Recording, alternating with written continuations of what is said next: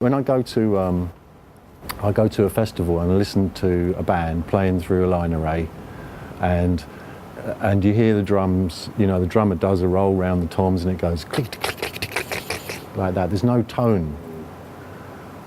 You know, what we want to hear is bling, bling, bling, bling. You know, that's what a drum kit should sound like. That's what you can do with Funktion One.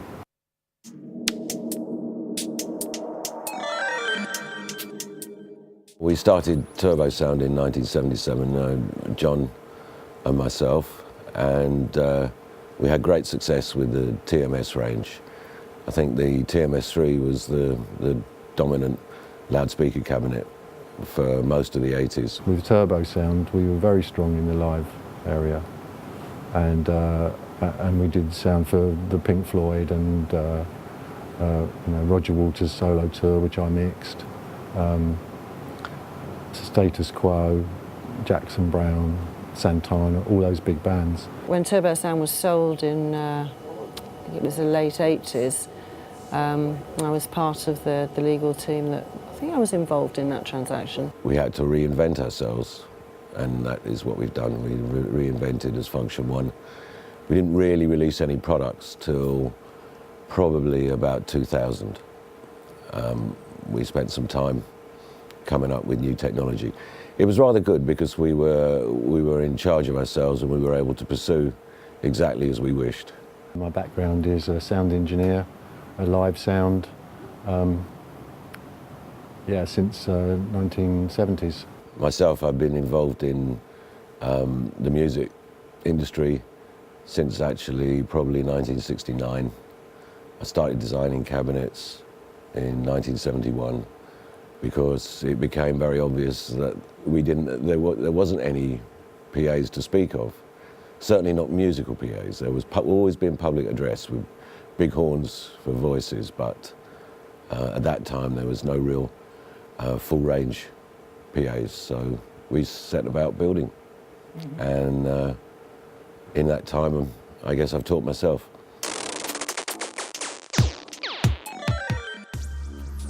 My name is Tony Andrews. My name's Anne Andrews. It's very much a family business.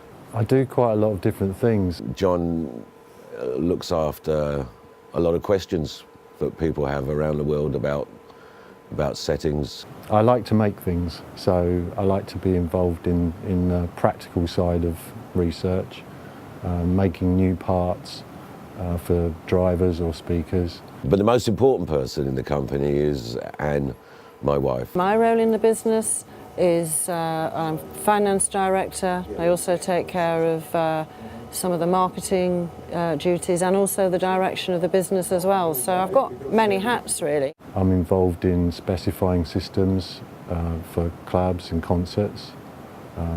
That is assembling the different products to make a system that works. I'm technical director of Funktion One. I design loudspeakers. I'm honoured to work with such a talented bunch of engineers, you know, and Tony and John, both legends, and it's great. They're tireless, and it doesn't matter. Anybody can phone up any time of the day. You know, they take care. They want to pass on the information. They just live for it. What is Funktion One? Let me think about it. It's actually in southern England, not far from Gatwick. We've got about 12,000 square feet. It's not so big. There's about 16 people altogether. We're not a company that's driven by marketing. I think that's pretty obvious to most people. We're a company driven by passion for sound. Funktion One means a special kind of approach towards audio. We can make anything from scratch, pretty much. So if there's a new cabinet, we make it there, or we modify it until it's right. Once it's made, it gets drawn and sent out for production, and it comes back to us sprayed with paint. We really try to make the speakers as true as possible and to create the best illusion of audio as possible. I think audio is an illusion. It should approach reality. So we do the fitting of the flying, obviously the speakers, the waveguides, everything. So everything comes to Funktion One in Surrey, and that's where we do all the quality control. We do all the final assembly and checking and shipping to wherever it needs to go. I think we're in certainly on every continent. We're in nearly every country in the world now. What is Funktion One? Well, I think it's the best loudspeaker company on the planet. Principles, I guess purity of audio. To do as little as possible correction to a speaker. We spend time getting the driver and enclosure or waveguide combination as correct as possible. To have a speaker that can be used without any EQ, without DSP. A loudspeaker and an enclosure and a horn is a system, and everything has to be in balance. And we try to find those balances. We don't use corrective EQ. To me, that's sort of mission of failure, actually. In the beginning when I started, there wasn't equalizer, it certainly wasn't DSP, and EQ had only just been invented, and nobody even thought about taking a loudspeaker and then adding, corrective EQ to it. You had to get your speaker right, and I still think that's the right approach. If you apply system EQ to a loudspeaker system, what you do is you apply a characteristic to everything that comes through that system. So if you're mixing a show, then every channel of your mix will have that characteristic that EQ gives. So what happens is that every part of your mix tends to come from the same place. It sounds like it comes from the same place. If you can leave the system very flat and then mix with your mixing desk, then each correction that you do is specific to that channel, and things can come from different places and your mix has more space. We also work on high efficiency. If you get a good conversion of the amplifier energy to acoustic output, then you don't have to push it so hard, distortion levels stay low, use less electricity. I can't understand why anybody would think anything else, to be honest. It's so obvious that you've got to get a good conversion. Your typical loudspeaker is only about, the ones in your living room are about 2 or 3% efficient, that's all. And with good horn loading, you can get to maybe 30% efficiency. But it's a bit like when you take an engine and you make it very high performance, it starts to get wild and it's not so easy to control. So I think a lot of people don't do horn-loaded systems because they're actually they are wild, and it's hard to get a flat response or an even response, shall we say. Flat's impossible. I don't know anything that's ever been flat. So I guess those are my principles. Something that I'm always trying to hear from speakers is the sound, is that the speaker isn't there. That the sound should be between me and the speakers or anywhere else, but the sound shouldn't appear to come from the speaker. We firmly rooted in the idea that it's the people on the dance floor or the people in the concert room who are the important ones. So we do this to make their enjoyment as much as possible. Don't drink the marketing Kool-Aid, We don't overmarket our stuff, and we don't pretend anything that isn't.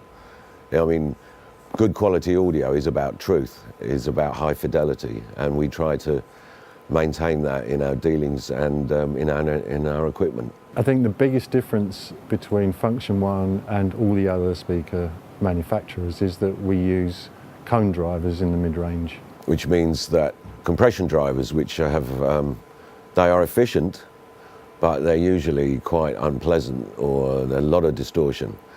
So if you can push the crossover point to 5 kilohertz, they become like a high frequency unit only or a tweeter. They're much better behaved. And we can do that because we have this cone mid-range technology that we've been developing since about 1977. It has that effect of bringing sound towards you. The sound comes out of the speaker towards you.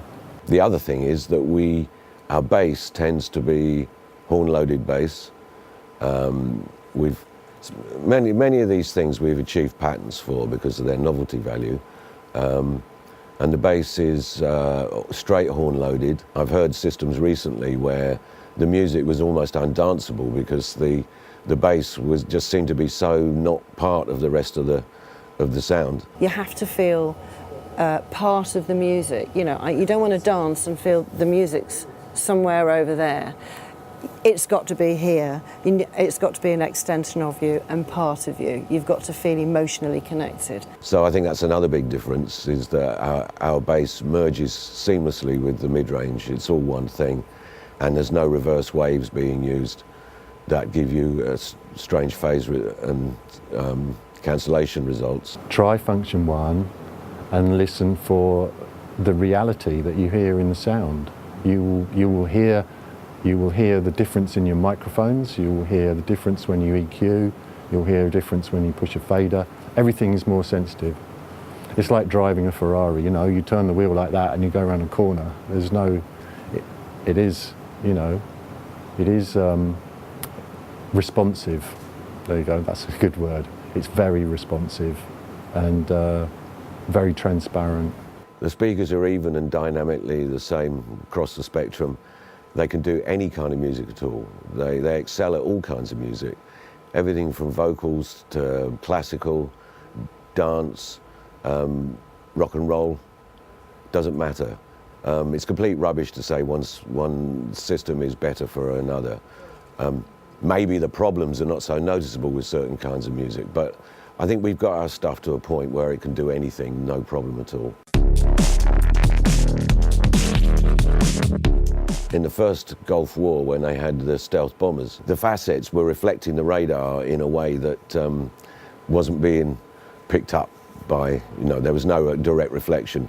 So the facets and on the axe head help with the dispersion and the loading. The mid-range technology, you know, it requires a form, so the form follows the function. And in fact, it looks like it does because that's the shape that works. We just always had a problem with black boxes. I'm not a fan of black. I don't do darkness. And purple's always been in my roots.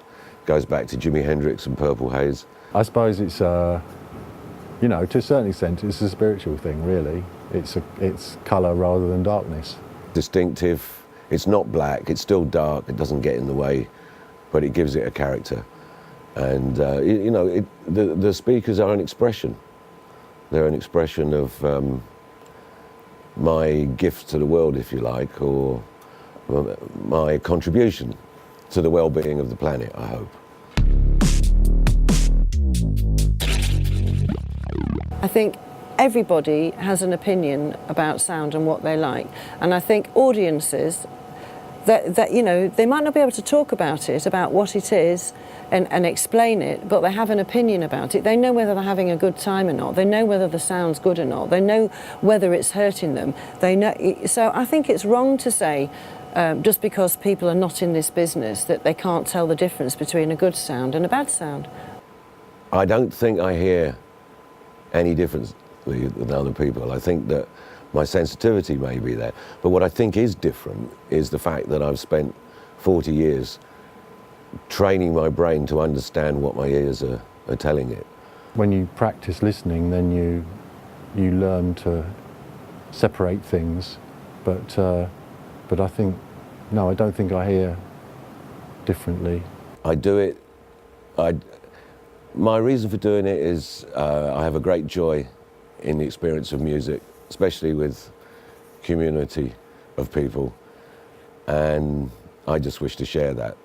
And for me, a big part of it is to have the sound as clean and clear and accessible to the fine qualities of the human hearing system.